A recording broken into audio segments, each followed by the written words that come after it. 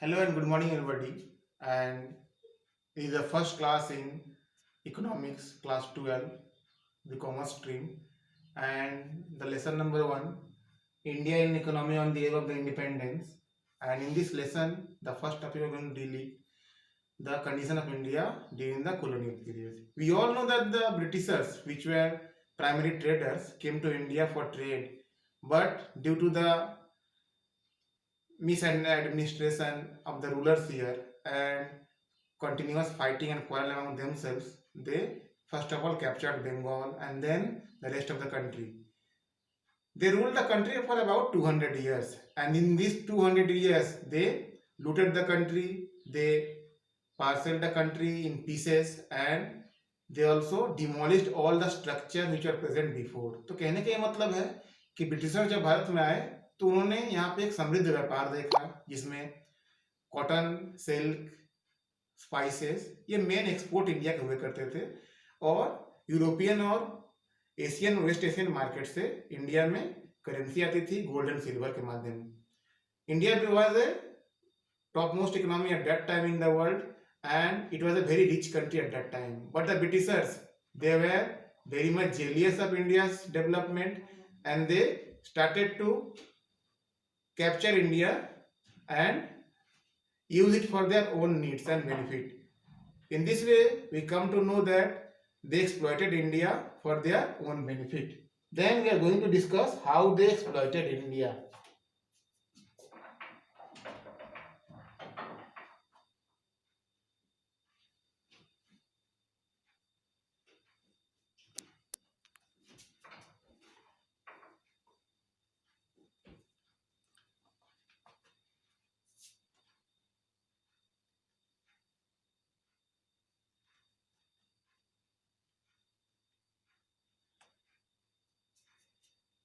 The first point is low level of economic development during British rule.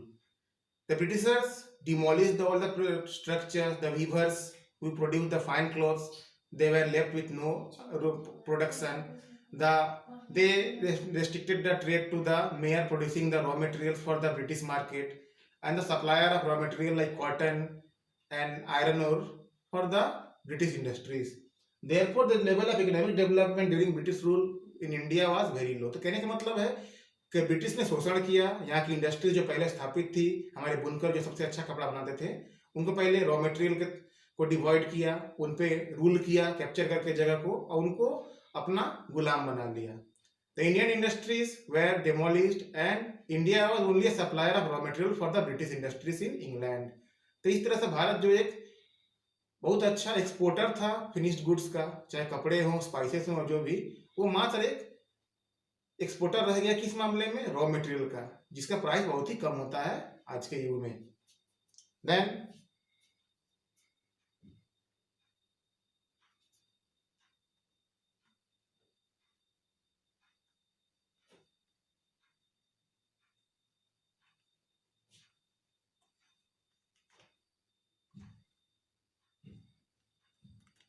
the growth rate of India was less than 2% and this led to the poverty in the rural areas and the people were living in deep poverty.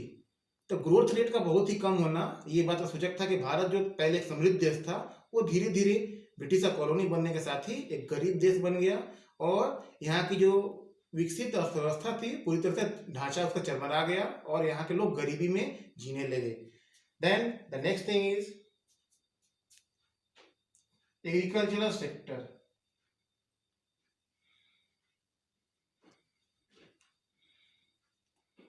In the agricultural sector, we find that at that time 85% of the people were living in the villages.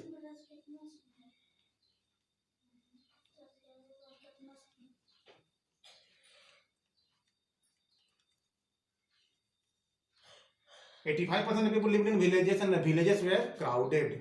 Very less cities were there at that time. And the productivity of land was very less. Why very less? Because a lot of people depended upon agriculture. बहुत सारे लोग agriculture पर निर्भर थे और agriculture productivity less क्यों थी? क्योंकि इरिगेशन की फैसिलिटी सर्टेन नहीं थी, डेवलप नहीं थी और रेनफॉल पे हमारा एग्रीकल्चर डिपेंड था.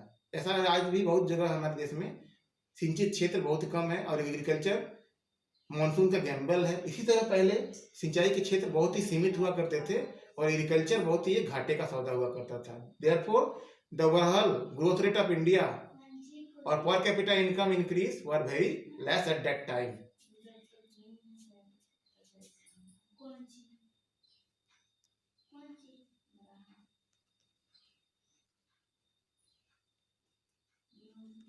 And the next factor for the backwardness of Indian agriculture was the zamindari system.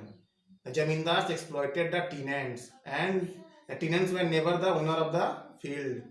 The zamindars extracted land revenue for them, and at times when there was drought or flood or any natural calamity, they did not relax in the obtaining of the land revenue. तो उन्होंने कभी भी किसानों को हितों के ध्यान नहीं दी, एग्रीकल्चर पर कोई विकास नहीं दिया। उनको मतलब इसी से था कि लैंड रेवेन्यू या लगान जो है किसी तरह वसूल किया जाए, and they exploited the farmers at each and every cost.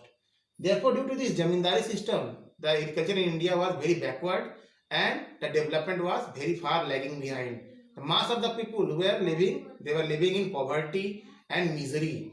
And when the famines were present, lakhs of people died during this famine. The Bengal famine of 1943, we can mention it. And the diseases were very much common, like plague and others, which take a huge toll of the life of people in the village area.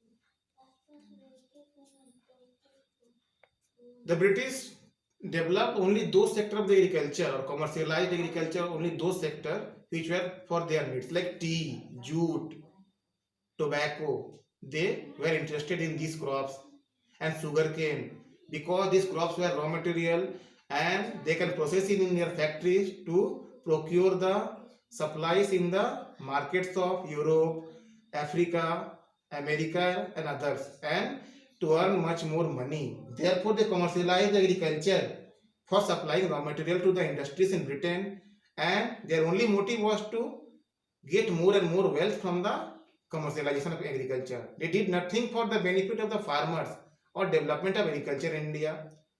They introduced indigo, a very disastrous crop for the agriculture, and it was a very bad effect on the agriculture in India, particularly in the states of Bengal and Bihar at that time. Therefore, we can say that in the colonization period of India, the development was far lagging behind, and India was lagging behind in each and every sector, maybe agriculture, maybe industry, or maybe the standards of living of the citizens. Thank you very much for listening to me. Have a good day.